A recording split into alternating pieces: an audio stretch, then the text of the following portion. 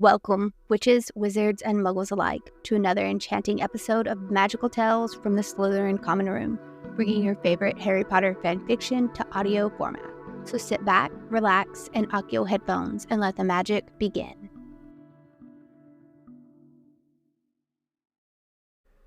Apostasy by Deydralinne, Chapter 21. A New Minister for Magic. For fuck's sake, Granger, stop moving, Pansy snapped, tugging Hermione's head back by the strand of her hair that she was currently trying to curl. Ow! Hermione glared at the witch's reflection in the mirror, only to receive a withering look back. For some reason, she had trusted Pansy when she had told her that she would help Hermione to get ready, that it would be a fun bonding experience. So far, it just seemed to have stressed them both out, and Hermione no longer felt bad that she had missed out on this experience with her dorm mates at school. Well, if you would stop moving, Pansy muttered angrily beneath her breath. I'm moving because you keep pulling on my fucking hair, Pans. Hermione glowered at her in the mirror, hissing the words out through gritted teeth. I'm curling it. It's going to pull a little. Pansy shot her another withering look in return. Ginny giggled from Hermione's bed. I'm so glad I didn't have sisters. Both Hermione and Pansy whipped around on her with angry glares, which only seemed to amuse Ginny even more. Generva, Pansy sneered with a forced smile. Oi! Ginny sat up straighter, feigning offense. Don't you have somebody to go fuck? Like, oh, I don't know, yourself? Pansy sang sweetly. Jealous, Parkinson? Ginny smirked. Of you? No. Of Blaze? A little. Pansy grinned, looking Ginny up and down appreciatively. Jesus, Hermione mumbled and shook her head. Pansy chuckled and pinned the last curl in place. There, all done.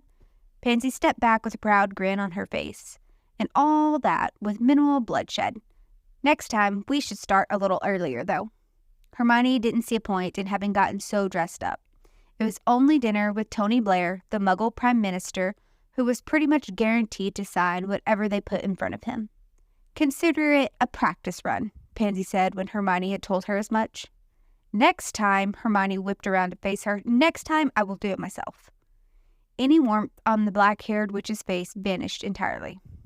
Let me make this very clear, Granger. If you fuck with my creation at all, ruin it in any way, I will be cutting it off. Ginny snorted again. Merlin, you sound like she did in the order base when it came to her inventions. Hermione raised an eyebrow at Pansy. She contemplated holding off on giving Pansy her ring just so she could land that stinging hex on the witch's butt cheek before she was shielded. But ultimately, she found that Pansy's threat warmed the cockles of her heart a little. Aw, her hand came up to cover her heart. You care about me.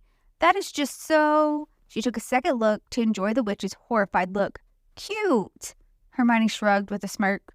Pansy started spluttering, as if, Granger, it's only because it's our asses on the line that I'm even bothering.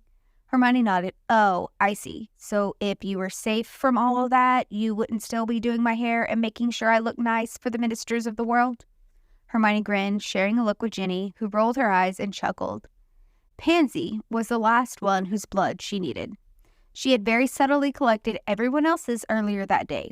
Well, not really subtly at all, actually. Ginny had come outright and asked Blaze for his. Hermione had accidentally cut Theo while working in the shed that morning. She had stung Draco with a very minor slicing hex disguised as a stinging hex, and Daphne had just outright pricked with a needle. She had really pissed the blonde off with that one. She hadn't wanted to speak to Hermione at all during lunch.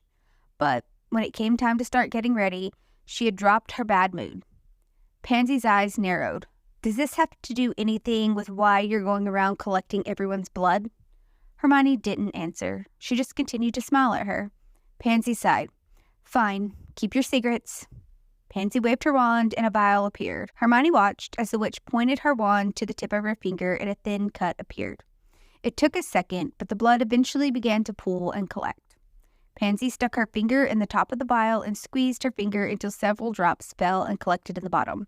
Is that enough? Pansy asked her when the blood had flooded the bottom centimeter. Hermione nodded. It's perfect, actually. Thank you. She snatched the vial from Pansy before she could change her mind about asking questions. Now, tell me again, if you were safe, would you still be doing all of this? Hermione asked pointedly.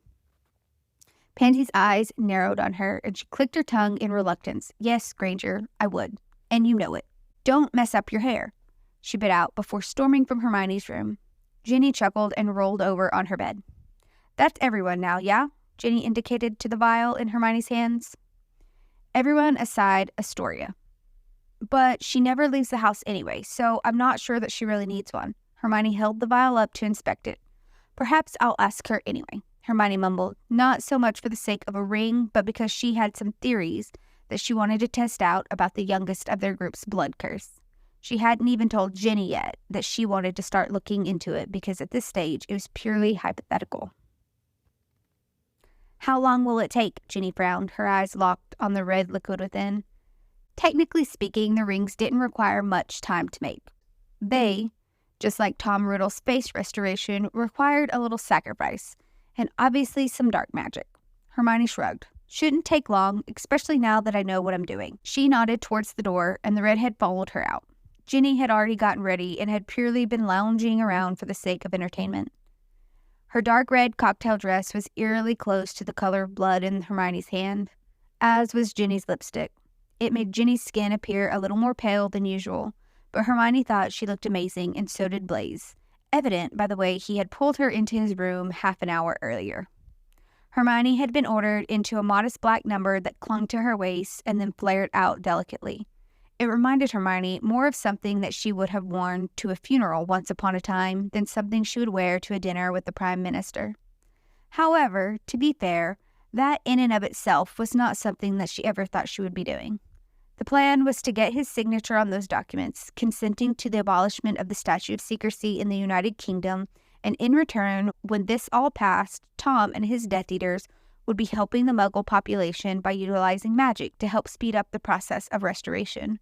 For instance, places like the shopping center she burned down the other day. Then Tom would make his public debut with a face that she had created for him, one that she was rather proud of. Hermione would invite the few journalists that were still floating around to the ministry to cover the breaking news. Tom would issue a public declaration of his decision to step into the minister's role and demand a ceasefire from the order by announcing that he was tired of the misinformation, that his intention was for witches and wizards alike to step out of the dark, and that the order needed to surrender or to be tried for treason. Draco and Blaise both stood at the bottom of the stairs, waiting for them, a glass each in their hands, their heads turning their way as their footprints echoed off the marble beneath their shoes. There was a slight dip in Draco's brow of disapproval as his eyes roamed over her, and the level at which her heart dropped in disappointment surprised her, instantly souring her mood and making her self-conscious. She didn't think she looked bad. Maybe not what she would have picked, but surely her appearance wasn't offensive. She swallowed down a snarky comment as they approached the wizards. Blaise held out his arm to Ginny, who lit up as if he hung the moon and painted the stars, leading her away toward the apparition point in the yard outside. Hermione watched them leave, and for the first time in a long time, the tiniest shards of loneliness pricked at her cold heart. Draco tucked a strand of her hair behind her ear, startling her. His eyes were looking at her hair with a scowl. "You look nice." Hermione scowled at him. "You sure? Because your expression says otherwise," she snarled. Draco looked at her in confusion for a second, his bottom lip becoming trapped between his teeth as he tried to hide an entertained smirk. "Let me clarify. You look divine, Granger. However, I am not a fan of the pure-blood trophy wife persona Pansy has put you in." "Oi!" Pansy snapped, coming in the passageway with a drink in hand. Draco raised an eyebrow at her and waved his wand. The pins holding Hermione's hair in place vanished, letting her hair fall freely around her shoulders. Pansy let out a disgruntled shriek of horror. "Draco Lucius Malfoy!" she screeched.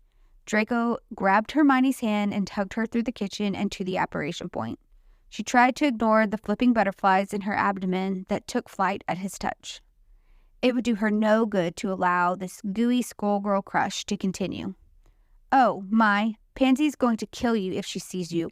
Ginny's eyes blew wide at the sight of her free-flowing hair. "She saw, trust me," Hermione accentuated with round eyes. Draco scowled. "She will get over it." Ginny quirked her eyebrows. "Well then, you better hope she comes and cuts your hair in the middle of the night instead." Blaise and Draco gave each other an odd look. "She won't," Draco mumbled confidently. "Can we go now, or are we going to stand around yapping all evening?" he snapped, suddenly tense. Hermione's navel yanked as Draco apparated them away from the chateau to Riddle Manor. His apparition, like Daphne's, was much gentler than Theo and Blaze's. The four of them materialized fully between each jump before she moved on to the next spot. When they landed on the gravel driveway, she was surprised to see the edges of the paths lit with perfectly spaced lights. Lanterns placed around the base of the manor before them highlighted the ivy climbing up the face of the wall and cast shadows in pretty patterns. "Oh," was all Hermione managed before Draco's hand fell to the space between her shoulder blades and pressed her to move forward. This time felt different than any other time she had been to the manor before. Funnily enough, if she thought about it, pretty much every time she had been to the manor, it had presented her with a different atmosphere. She had never felt the estate feel so human as what she did now. He led her toward yet another new room, this time another dining room, but one far more appropriate for seating only a small number of people. The smell of roasting meat wafted through the room, making her mouth water. Tom stood next to the fireplace in a slender black suit, staring down into the flames. Seeing him look so normal after years of wearing tatty black robes had her stumbling over a step.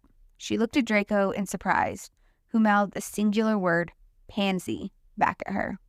Of course, was Pansy behind the sudden furniture and decor that decorated every wall and corner of the property? "Tom, something smells good." She smiled at the wizard, who looked up, his eyes still far away in thought. "Hermione, why must you insist on awful nicknames?" He rubbed his temple, deflated. Hermione blinked at him. "First of all, Tom is your actual name, not a nickname. Voldemort sounds like a comic book bad guy who gets dunked in a vat of chemicals. We're not calling you that." She stepped closer to him and looked at the spot he had been rubbing at. "Is everything okay?" she asked quietly, the others having decency to pretend not to hear. Tom looked at her with a tired smile. "Yes, everything is fine. Simply been a long day. I'm afraid that I'm not used to Miss Parkinson's and Miss Snott's company, or with the task of shopping," he grimaced. "Ah," Hermione smiled, patting his arm sympathetically. "Now that I understand."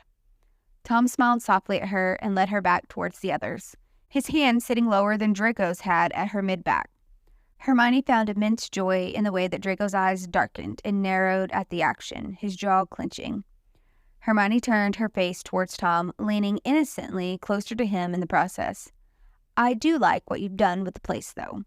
It's much more fitting for the Minister for Magic," she praised, and Draco clenched his fist tightly in the corner of her eye. "Thank you," he paused as they approached the other three, taking in her appearance.